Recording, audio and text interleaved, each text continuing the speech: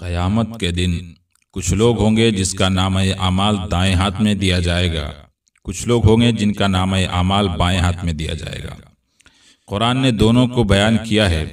سورہ الحاقہ کے اندر اللہ تبارک و تعالیٰ کہتا ہے فَأَمَّا مَنْ أُوتِيَ كِتَابَهُ بِيَمِينِهِ فَيَقُولُ هَاؤُمُ اقْرَءُوا کتابیہ، کہ وہ شخص جس کا نامہ اعمال دائیں ہاتھ میں دیا جائے گا،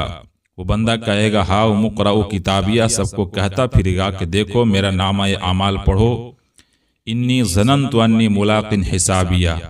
کہ میں حساب و کتاب سے ملاقات کی گمان رکھتا تھا، یقین رکھتا تھا، دیکھو میں نے آج کیا پوزیشن پایا ہے، کیا اچھے سرٹیفکیٹ مجھے ملے ہیں، وہ دکھاتا پھرے گا سب کو۔ وہ کہے گا ہاؤم اقرءوا کتابیہ، پڑھو پڑھو میری کتاب کو، میرے کتابچے کو پڑھو۔ اور جسے بائیں ہاتھ میں دیا جائے گا وَأَمَّا مَنْ أُوتِيَ كِتَابَهُ بِالشِّمَالِ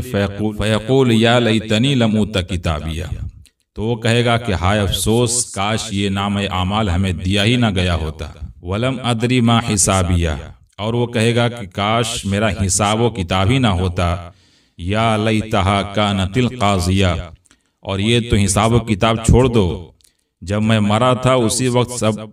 ختم ہو گیا ہوتا اور ویسے ہی مرا کا مرا رہ جاتا، میں دوبارہ زندہ ہی نہ ہوتا۔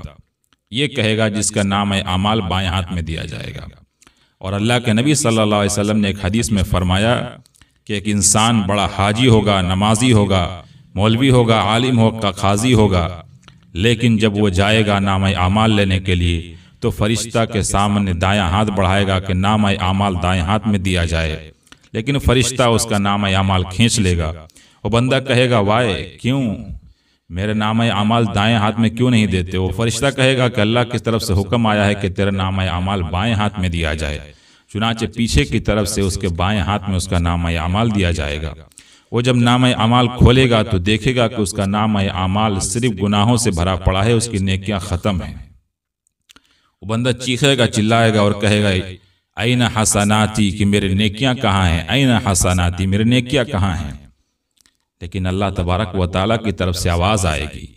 کہ میرے بندے تو نے نیکیاں کی تھی۔ وہ بندہ گنائے گا کہ میں نے اتنے حج کیے تھے، اتنے نماز پڑھے تھے، چاشت پڑھا تھا، اشراق پڑھا تھا، میں عالم تھا، میں تعلیم دیا تھا، میں یہ کیا تھا، میں وہ کیا تھا۔ لیکن اللہ کی طرف سے غیب سے آواز آئے گی کہ ہاں ہاں تو نے سب کیا تھا، لیکن تو حاجی تھا، عالم تھا، تو متقی تھا، پرہیزگار تھا، لیکن تو نے فلاں شخص کو گالیاں دی تھی، فلاں شخص کی تو نے چغلخوری کی تھی، فلاں شخص کی تو نے بے عزتی کی تھی، اس کے بدلے میں تیرا نماز دے دیا گیا، تیری زکوٰۃ دے دی گئے، تیرے حج فلاں کو دے دیا گیا، تیرا فلاں فلاں کو دے دیا گیا، اب تیرے پاس کچھ نہیں بچا ہے۔ پھر وہ اپنے نامہ اعمال کو بالکل خالی پائے گا تو چیخے گا، چلائے گا این حسناتی، تو اللہ تبارک و تعالیٰ پھر حکم دے گا کہ ایسے انسان کو جہنم میں پھینک دیا جائے۔ اس لیے میرے بھائیوں، اپنے نامہ اعمال کو درست کیجئے اور ساتھ ہی ساتھ یہ خیال رکھیے کہ ہماری زبان سے کسی کو تکلیف نہ پہنچ جائے، ہم کسی کے بارے میں غلط نہ سوچیں، ہم کسی کے بارے میں کوئی الٹی سیدھی پلان نہ بنائیں، کیونکہ اللہ تبارک و تعالیٰ سب کچھ لکھوا رہا ہے۔ پھر ہم اس گمان میں دنیا سے جائیں گے کہ ہم نے تو بہت حج کر لیے ہیں، بہت نماز پڑھ لیے ہیں، ہمارا نامہ اعمال تو پر ہوگا، بالکل بھرا ہوا ہوگا، لیکن اور ہم نے کسی کی غیبت کر لی، کسی کی چغلخوری کر لی اور پتہ چلا کہ وہاں ہمارا نامہ اعمال خالی پڑا ہے۔